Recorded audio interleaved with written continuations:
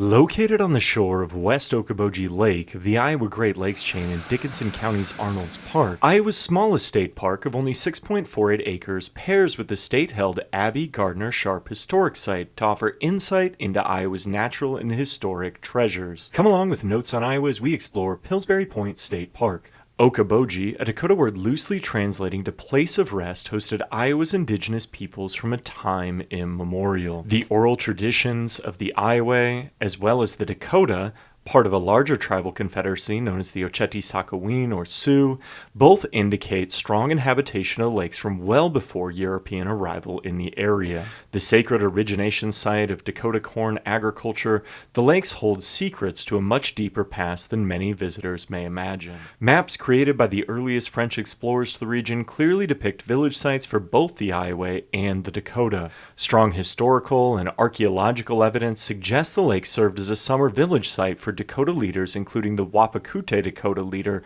Inkpaduta during the time of American arrival. Although the Wapakute Dakota band led by Inkpaduta did not participate in any of the dispossessive treaties taking place after 1825, the group watched as Americanization slowly engulfed the world around them. As steady pressure on the Dakota way of life paired with one of the worst winters on record, Roland Gardner and other American settlers arrived at the Iowa Great Lakes during late 1856. When a militia of local residents at a small settlement called Smithland, Woodbury County, disarmed Inkpaduta's band and pushed them out into the forbidding winter, the Dakota fled for their place of rest at Okoboji. When Inkpaduta and the Wapakute Dakota arrived in the Iowa Great Lakes region, incredible violence broke out as the band moved from cabin site to cabin site, killing American settlers and taking captives. For more detailed analysis and interpretation of the events at Spirit Lake in 1856-1857 than allowed in the constraints of the video, please see the resources linked in the comments below.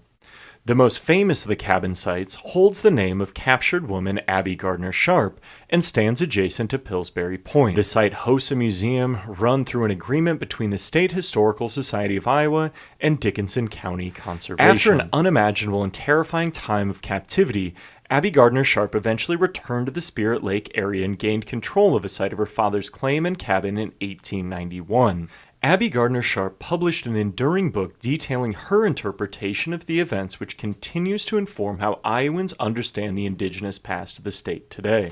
In addition to the book, Abby Gardner Sharp worked tirelessly to preserve her family's memory by petitioning the state to construct a monument and through running a tourist attraction at the cabin site. The monument, completed in time for dedication on July 25th, 1895, sought to recognize the incredible violence which took place at the site.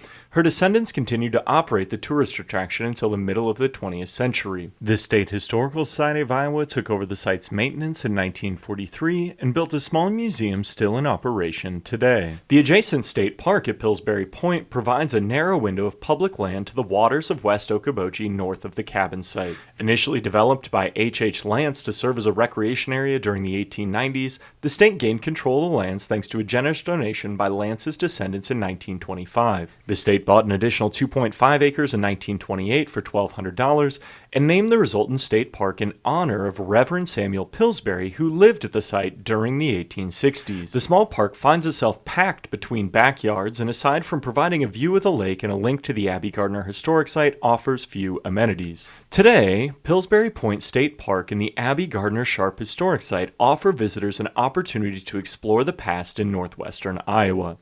The towering monument and the Gardner family burial plot pair with plaques interpreting the events to offer year-round opportunities for reflection. The historic cabin and museum welcome visitors seasonally and provide insights and interpretation of the events of March 1857. Recent archaeological exploration by the State Archaeologist of Iowa, as well as students at the Iowa Lakeside Laboratory, continue to develop understanding of the site's past. Visitors often enjoy taking the short walk down Pillsbury Point to look out over the water and reflect on the incredible tragedy embodied in the park's site. Next time you find yourself looking to get out and enjoy Iowa's public lands, consider a stop at Pillsbury Point State Park and Abby Gardner Sharp Historic Site. A truly stunning representation of Iowa's natural beauty and a testament to the necessity of maintaining opportunities to get outdoors for all Iowans, Pillsbury Point State Park shines as a must-visit for all people hoping to see Iowa slowly. Thanks for coming along with Notes on Iowa to explore Pillsbury Point State Park. Make sure to subscribe to the Notes on Iowa website, subscribe on YouTube, follow on social media, and tune in each Sunday to explore the history of Iowa state parks, preserves, and other public lands. I hope I'll see you out there. There's a lot of good history about Iowa a lot of people don't even know about.